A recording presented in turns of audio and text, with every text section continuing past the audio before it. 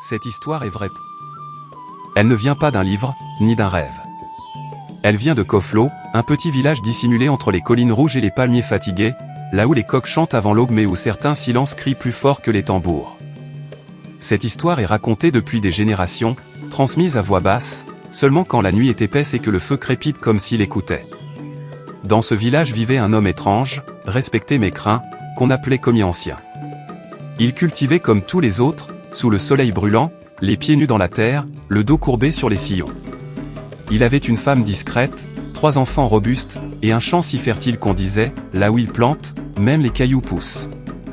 Mais à Koflo, quelque chose n'allait pas. Chaque année, un jeune homme courageux mourait. Toujours les mêmes profils.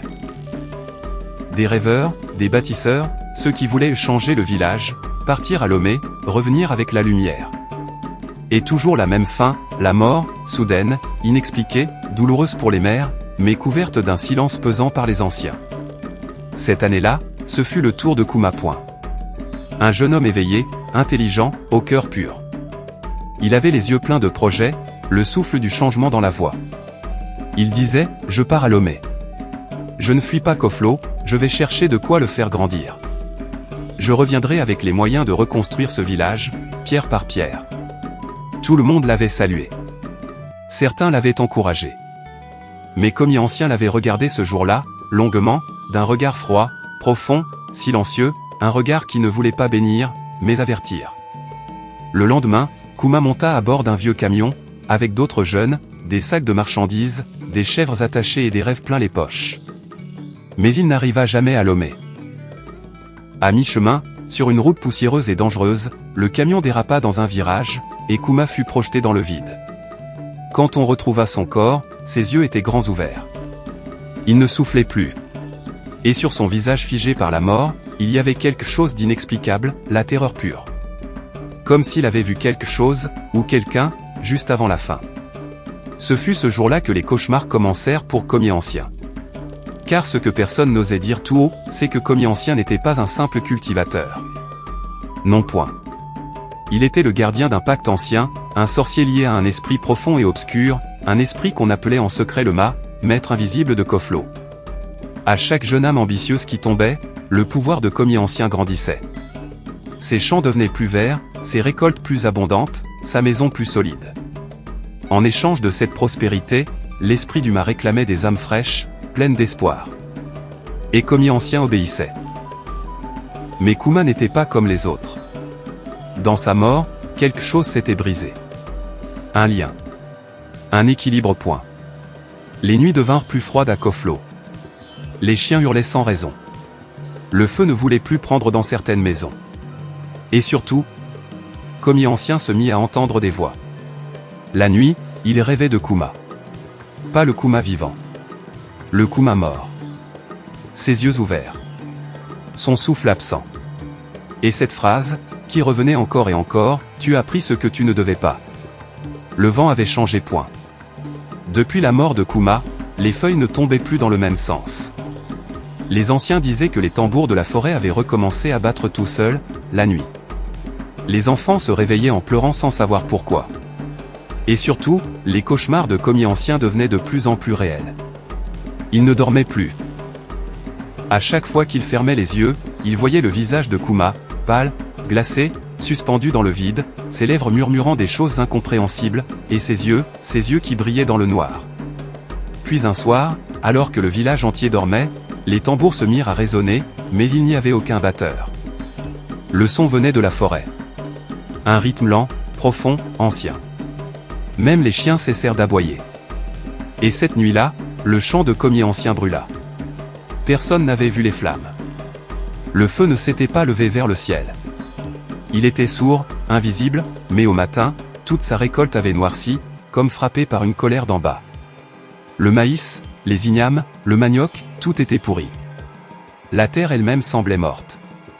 Mais ce n'était que le début. Les jours suivants, des corbeaux noirs commencèrent à tourner autour de la maison de commis ancien. Pas 2 ou 3. Des centaines. Ils se posaient sur son toit, grattaient les murs, comme s'ils voulaient le faire tomber pierre par pierre. Et une nuit, la voix de Kouma sortit du puits. Komi Ancien s'était penché pour tirer de l'eau, quand il entendit, venu des profondeurs, claire et froide comme l'aube sur un cadavre, « Tu croyais que les morts oublient? Tu croyais que mon âme serait un engrais de plus ?» Il laissa tomber sa corde. Il recula. Mais il était déjà trop tard. À partir de ce jour, chaque fois que Komi Ancien marchait, ses pas laissaient des traces de cendre, même sur la pierre. Sa peau se desséchait, son visage vieillissait à vue d'œil. Ses enfants refusaient de dormir dans la même case que lui. Sa femme, muette depuis des années, hurla une nuit entière sans s'arrêter, le regard figé sur une chose invisible à l'entrée de la maison. Le chef du village convoqua les anciens. Il fallait agir point. Un grand féticheur fut appelé depuis un village lointain. Lorsqu'il arriva, il s'agenouilla sur la terre de Koflo, ferma les yeux, et dit seulement une phrase, « Un innocent réclame justice. » Et il ne repartira pas sans l'avoir obtenue. Komi Ancien tenta de fuir. Mais la forêt refusa de le laisser passer. Les arbres se refermaient. Les chemins disparaissaient. Chaque nuit, Kuma revenait, plus proche, plus réel, plus puissant. Et alors, lors d'une nuit sans lune, le tambour final résonna dans tout Koflo. Un bruit sourd, unique, comme un battement de cœur venu du fond de la terre. Tous les villageois sortirent de chez eux, attirés par une force étrange. Ils trouvèrent Komi Ancien, seul, debout au milieu de son champ mort. Il parlait tout seul, les yeux blancs, les bras levés vers le ciel, comme s'il suppliait. Puis, un vent noir s'abattit. Ce qu'on ne vous dit pas toujours dans les contes, c'est que certains ne disparaissent pas tout à fait. Certains meurent à l'intérieur, longtemps avant que leur cœur s'arrête. C'est ce qui arriva à Komi Ancien. Après l'incident dans le champ, après la voix du puits, après les nuits hantées par Kuma. Komi Ancien se retrancha dans sa case. Il ne sortait plus. Même le soleil semblait éviter sa porte. Les enfants qui passaient devant sa concession prenaient un détour. Les chiens fuyaient. Les oiseaux ne chantaient plus autour de sa maison. Il ne mangeait presque plus. Mais son ventre grossissait point. Jour après jour, il gonflait, comme si quelque chose poussait à l'intérieur. Comme si la mort elle-même, frustrée de ne pas l'avoir emporté plus tôt, prenait racine en lui. Les rares personnes qui osaient encore s'approcher disaient entendre des bruits étranges derrière les murs. Des murmures. Des pleurs. Des grognements, parfois. Mais personne n'osait entrer. Pas même sa femme. Elle avait quitté la maison depuis des semaines, les yeux vides, le cœur en cendres. Et puis, un matin, un silence plus profond que d'habitude s'abattit sur Koflo. Les coqs ne chantèrent pas. Les feuilles ne bougèrent pas. Même le vent sembla retenir son souffle. Les anciens le diront plus tard, le silence annonçait la fin. Vers midi, un petit garçon du village, envoyé par sa mère pour ramasser du bois, passa devant la case de Komi Ancien. La porte était entr'ouverte. Une odeur lourde, étrange, de pourriture et de mystère, s'échappait de l'intérieur. Le garçon s'approcha lentement, et poussa la porte. Il vit le corps de Komi Ancien.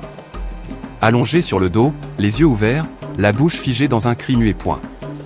Son ventre était énorme, ballonné comme un tambour, tendu à craquer, comme s'il avait avalé quelque chose qui se débattait encore à l'intérieur. Sa peau était sombre, craquelée, presque brûlée par endroits. Et sur son torse, gravée comme au couteau, une phrase apparut, lentement, devant le regard terrifié du garçon. « Je n'oublie pas. » Ce fut la fin du sorcier point. Mais ce n'était pas la fin de l'histoire. Dans ce village, les anciens faisaient des recherches, des incantations pour savoir ce qui arrive à chaque membre qui mourrait, et si tu meurs de la sorcellerie, on traverse les rivières et on tentait loin du village, dans la savane loin, et tu seras isolé des autres tombeaux du village. Suite. Lorsque le petit garçon raconta ce qu'il avait vu, tout le village de Koflo s'immobilisa. Les plus jeunes étaient terrifiés. Les anciens, eux, se regardèrent en silence. Ils savaient que ce jour finirait par arriver point. Le jour où le masque tomberait. Ils se réunirent dans la case sacrée, au centre du village, là où personne ne met les pieds sans y être invité. C'est dans cette case qu'on parle aux ancêtres, qu'on interroge les mystères, et qu'on appelle les vérités cachées. Ils déposèrent au sol les objets sacrés, une calebasse remplie d'eau de pluie, 3 pierres noires ramassées à la croisée des chemins, des feuilles de baobab trempées dans de l'huile rouge et un os d'antilope gravé de symboles anciens. Le silence était lourd point.